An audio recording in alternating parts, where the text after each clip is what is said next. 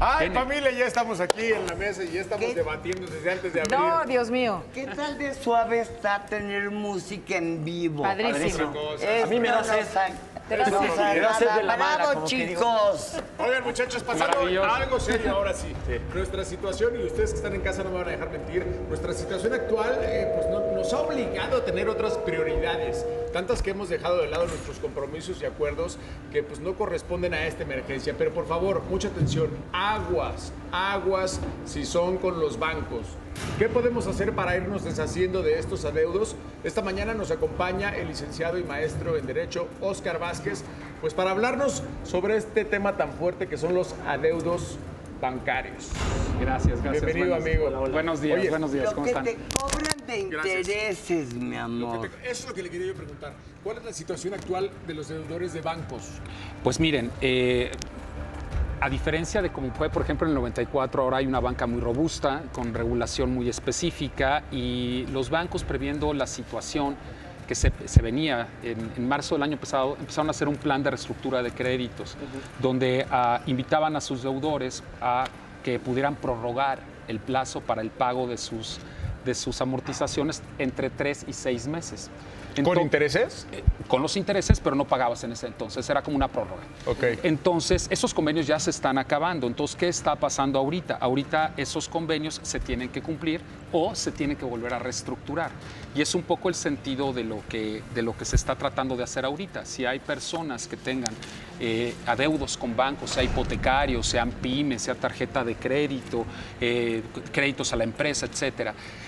Lo que uno recomendaría en estos casos es primero que hicieran una muy buena estrategia financiera para determinar cuáles son sus ingresos reales, sus gastos necesarios, sus gastos urgentes, dejar un poco lo superfluo, para ver cuál es su posibilidad económica y con base a esa posibilidad económica acercarse con los bancos o entidades financieras y buscar una nueva reestructura de sus créditos, ampliando el plazo y bajando la tasa de interés. Pero ¿en qué consiste estas reestructuras? Consiste básicamente en dos cosas, dependiendo de cada situación de cada persona, porque ahí se tiene que evaluar cuál es la situación financiera de cada uno. Con base a eso, determinar cuál es la posibilidad real de pago que tiene una persona. Y el banco, de acuerdo a sus políticas, preverá ya sea el ampliar el plazo del crédito, evidentemente se hace a muchos, dependiendo de cada deudor el tiempo que sea necesario, y en su caso tratar de disminuir un poco las tasas de interés que se podría dar, si es que ya están en mora, ¿no? ¿Y qué pasa si ahorita con la situación que estamos viviendo, que a lo mejor muchas personas se han quedado desgraciadamente sin trabajo, o sea, y me es imposible realmente pagar? Claro. Voy al banco y le digo, no tengo trabajo, no tengo cómo pagar. ¿Qué pasa ahí? ¿Qué hago? Esta es una situación ya crítica. Sí, se podría ir con el banco. Evidentemente el banco va a buscar garantías y va a buscar que sus convenios se cumplan.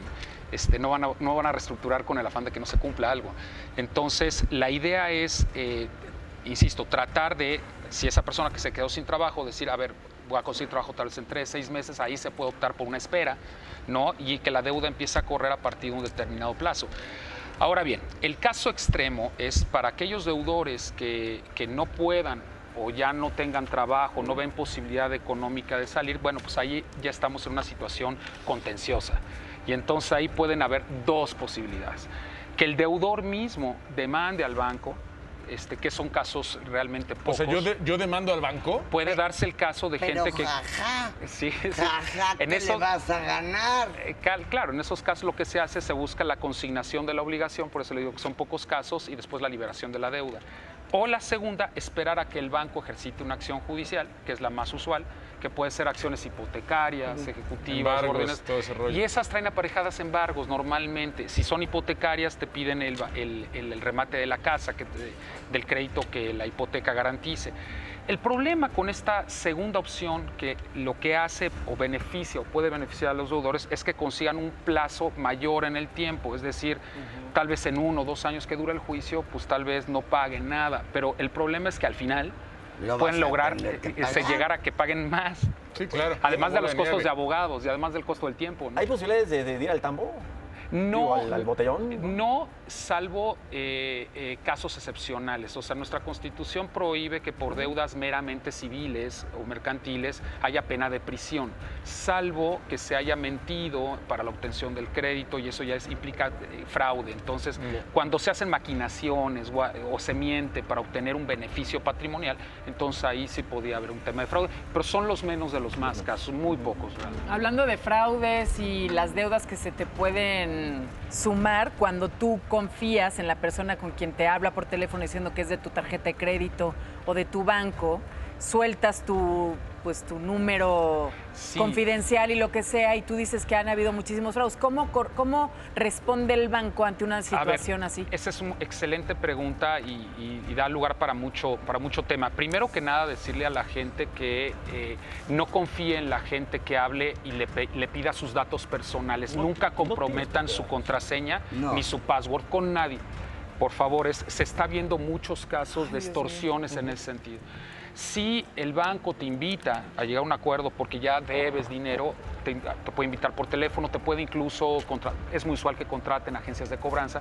Estos cobros deben de ser respetuosos, deben de ser en términos claros, sencillos. Y luego no lo son, ¿eh? Claro, porque mucha gente extorsiona en ese sentido. Totalmente. Entonces, no dejarse intimidar. Lo que puede hacer es invitarte a una reestructura, y entonces lo que se aconseja es ir al banco personalmente al departamento que corresponda y tratar de buscar un acuerdo en persona. El licenciado, a ver, yo creo que muchas de las personas que están viendo tienen deudas en su tarjeta de crédito. Uy, sí. Y te dan unas opciones, ¿no? De pagar el mínimo para no generar intereses. ¿Qué recomiendas? Si yo debo 20,000 pesos en mi tarjeta de crédito, ¿tomo esa opción de pagar el mínimo o mejor voy al banco y ¿saben qué? ¿Qué va a pasar? Aquí se va a salir de control. ¿Qué hacer en eso? Que es muy común, insisto. La tarjeta de crédito es muy fuerte, los adeudos que se pueden llegar a generar, porque son de los intereses más altos que hay. Pagar los mínimos, lo único que va a hacer es que mantengas tu cuenta al corriente, pero que tal vez la puedas liquidar va a ser difícil. Yo recomendaría en esos casos llegar a un acuerdo. 2 años. Si vas pagando mínimos de tus tarjetas, acabas de pagarlas en 22 años. Ya no me va a tocar, entonces pagar. No, es tal vez el financiamiento más caro que hay. Okay, no lo recomendaría, salvo que fuera por un corto plazo, porque también el riesgo de no pagar, el riesgo extrajudicial de no pagar, es lo que se puede denominar que las personas caigan en el buró de crédito, y eso limitaría el acceso a demás créditos por parte del deudor. Y el otro, si te demandan, además de las consecuencias judiciales que hay, es que caigas en lo que le llamamos el buró legal.